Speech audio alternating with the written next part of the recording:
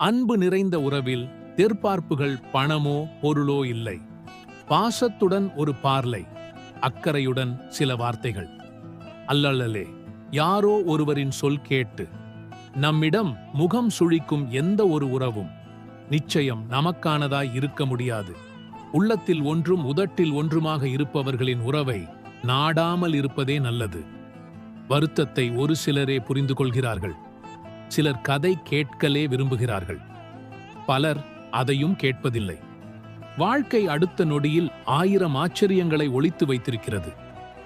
சிலவற்றை சந்தோஷங்களாக, சிலவற்றை சங்கடங்களாக, தேவைகளையும் எதிர்பார்ப்புகளையும் எவ்வளவு குறைத்துக் கொள்கிறோமோ அவ்வளவு மன அமைதியும் நிம்மதியும் கிடைக்கும்.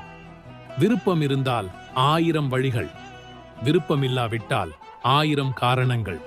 இவைதான் மனிதனின் எண்ணங்கள். பழிவாங்குதல் வீரமல்ல, அவரை மன்னித்து ஏற்றுக்கொள்வதே உண்மையான வீரம். பால் மட்டும் சுத்தமாக இருந்தால் போதாது, பாத்திரமும் சுத்தமாக இருக்க வேண்டும். அப்போதுதான் பால் கெட்டுப் போகாது. அதேபோல்தான் நாம் மட்டும் சரியாக இருந்தால் போதாது, நம் சேர்க்கையும் சரியாக இருக்க வேண்டும். ஞானிகளிடமும் தலை சிறந்த ஆசான்களிடமும் சரியாக கற்றுத் தேர்ந்தாலும் உன் வாழ்க்கையில் உன் அனுபலங்கள் மட்டுமே உன்னை ஒரு சிறந்த மனிதனாக மாற்றும் வல்லமை கொண்டுள்ளது.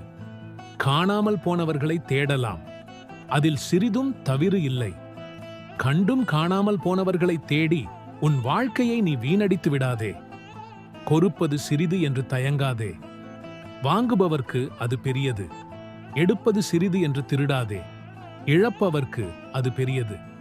வார்த்தைகளை வைத்து விலாதம் செய், வதம் செய்யாதே. சில வார்த்தைகள் மரணம் வரை வதைக்கும். வேகம் அவசியம் வந்தால் பேசிவிடு. எதிர்க்கும் அவசியம் விந்தால் எதிர்த்து விடு.